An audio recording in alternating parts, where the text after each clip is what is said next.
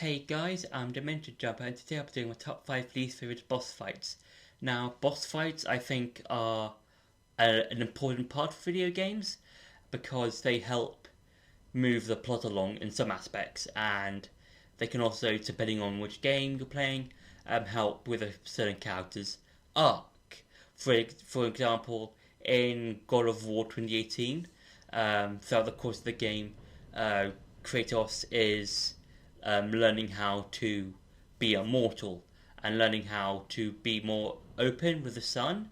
And yeah, I think that's a really interesting character arc for him because he throughout the original trilogy of God of War, Kratos has known nothing but rage for a lot of his life, and he takes it out on the gods of Olympus.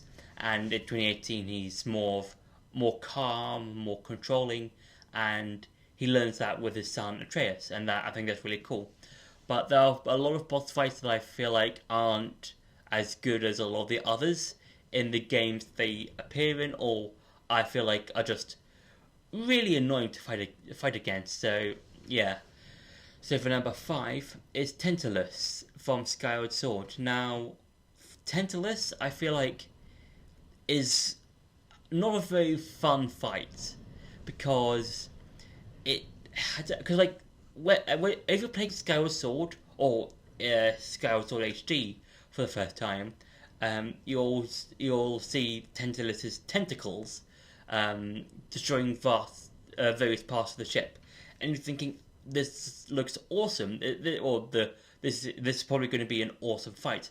Instead, you just see this giant squid monster, and it feels like every other squid that you've probably seen in media, and yeah, and I kind of see where this boss was what this boss is going for. It's basically this because in terms of for context, Tenderless appears on the sand ship, basically this ancient ship that can be turned into a futuristic ship or an ancient ship whenever you hit a time shift stone.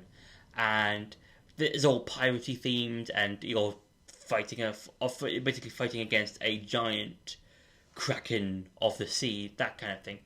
But with Tenderless, it doesn't feel threatening because it's only got one basic attack. Or I'm sorry, I tell a lie. It has two basic attacks. It's got its hair tentacles, then it's got its main tentacles, and that is tentacle hand things. And it doesn't feel right. Oh, not right. It just feels basic. Because at least with some of the other fights in Skyward Sword, a lot of those boss fights has more than one attack, and with Tenderless it's just either use snake tentacle hair or tentacle arms, and it's not really that fun, to be honest. It's probably one of the least favorite bosses in Skyward Sword as a whole. For number four is Shadow Okumura. Now, this is a boss fight from Persona 5 and Royal, and out of all the boss fights, it's probably the worst, mainly because of one thing, and that is the timer.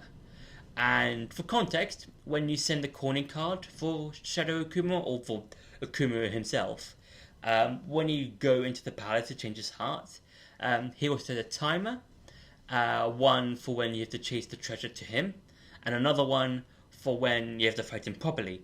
And I said this in my Pikmin review, but I hate being rushed.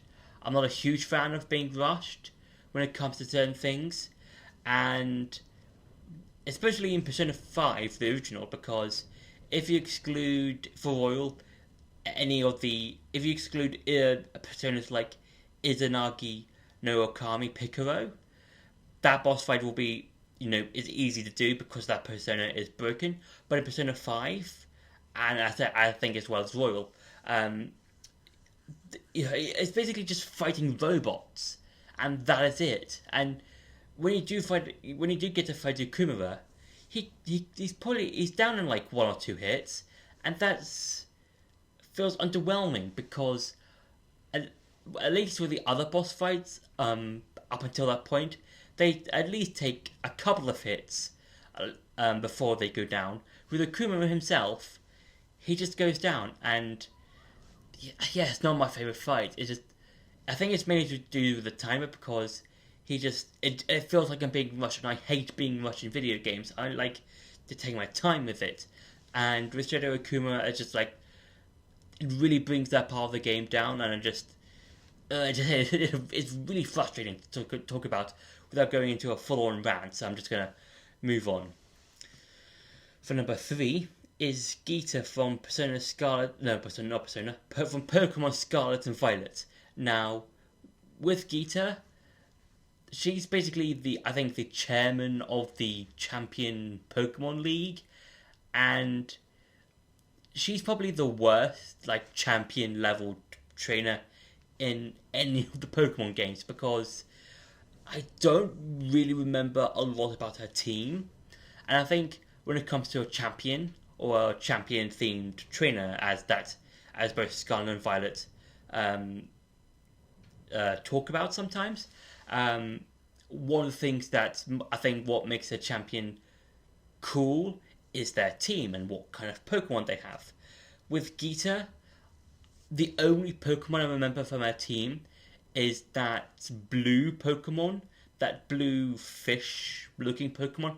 I don't happen to remember the name because it's that forgettable. But I just like I don't like the team, and I think with all the other champions, they all have something that makes them unique and stand out.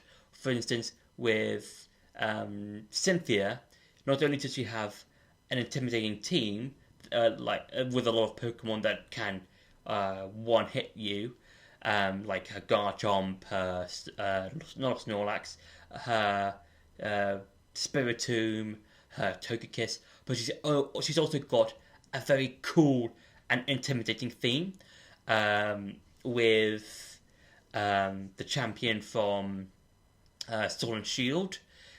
He's got Dynamax, and with Gita, I don't remember that much about her in terms of her Pokemon, apart from that blue fish-looking Pokemon I talked about earlier. I just like not my favorite champion. I just don't really remember a lot about her team and stuff like that. So yeah. For number 2 is Moldorm from A Link to the Past. Now, A Link to the Past is, out of all the Zelda games, not my all-time personal favorite. I don't think it's the game that everyone's been saying, oh, it's the best. It's one of the best Zelda games ever. It's just, it's okay. It's not the best. I give it a 5 or 6 out of 10, and it's okay. But one of the bosses that comes out of that game that's really annoying, and I think I've talked about it before in previous videos, is Moldorm. Now, Moldorm in that fight is really annoying, mainly because one, the boss arena isn't that big. You're on this like small platform area that has the gaps around it, and if you get hit by Moldorm, and if you fall into the gaps, you have to go all the way back up to Moldorm to fight him. And the worst part about that is you have to start the fight over again. And I'm not saying, oh, there's a halfway point, like a lot of other bosses do in other games. I mean, the boss fight starts all over again, and you have to try and hit his tail, and you have to try and dodge him, but he's moving at like 100 miles an hour, and it's just so annoying. And at least with A Link Between Worlds version of Moldorm, every time you get knocked down, you can just go back and just start from where you left off. And you can see that by the way that Moldorm in the game looks in terms of his colour, because every time you hit Moldorm, he'll change from, I think, his normal yellow goldeny colour to a more red colour. So at least there's that. And for number 5 are the troll variants from God of War 2018.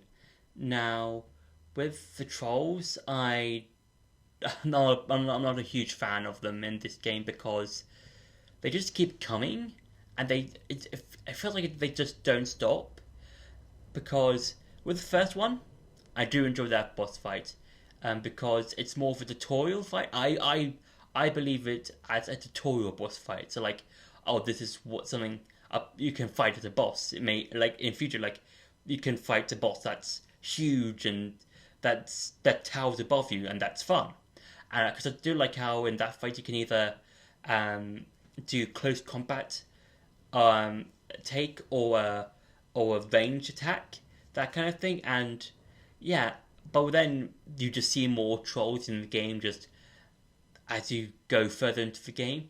And yeah, it's just not really fun because they all act the same, because they all have one of the things that they all have that are similar are these giant stone pillar things, and a lot of the time they'll just use that to hit you, and that's not fun. It's just to me it just feels like the God of War team kind of ran out of time, and you can kind of see that with one of them during the halfway point, because I believe originally in the Helheim section, the first time round, you're going to fight that giant bird that you see in the game in Helheim.